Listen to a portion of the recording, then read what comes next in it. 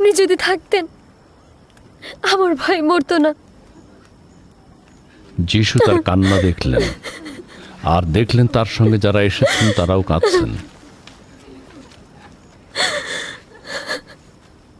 তখন তিনি আত্মায় উত্তেজিত হলেন এবং গভীরভাবে উদ্বিগ্ন হলেন।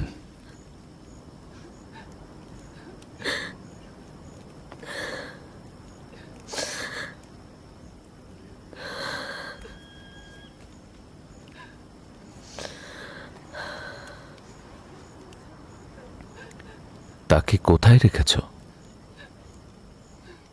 প্রভু, এসে দেখুন।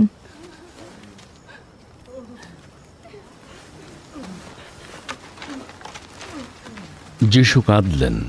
তা দেখে লোকেরা বলল, উনি লাসারকে কত ভালোবাসতেন। কিন্তু কিছু লোক বলল, তিনি কি অন্ধের চোখ খুলে দিতেন না? লাসার যেন মারা না যায় তা থেকে তিনি কি কিছু করতে পারতেন না? তিনি অন্তরে আবারও অস্থির হলেন। যিশু কবরের কাছে গেলেন। এটি ছিল একটি গুহা, যার মুখে পাথর বসানো ছিল।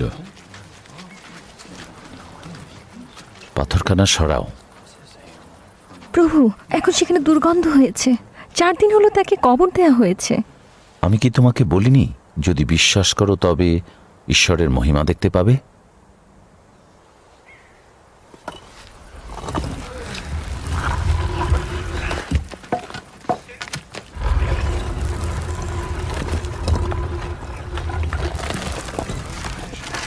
লোকেরা পাথরখানা সরিয়ে দিল।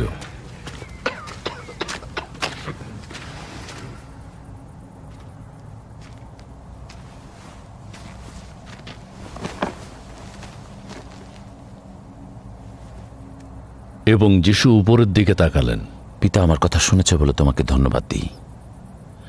আমি জানি তুমি সবসময় আমার কথা শোনো, কিন্তু যারা এখানে আছে তারা যেন বিশ্বাস করতে পারে যে তুমি আমাকে পাঠিয়েছ, তাই এই কথা বলছি।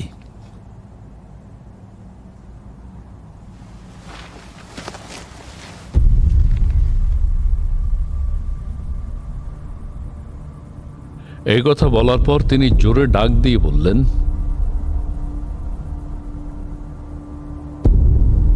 লাসার, বের হয়ে এসো।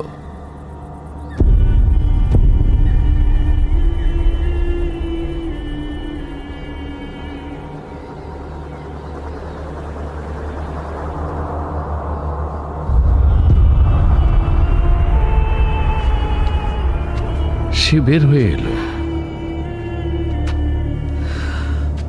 তার হাত পা কবরের কাপড়ে জড়ানো ছিল এবং তার মুখ কাপড়ে বাঁধা ছিল।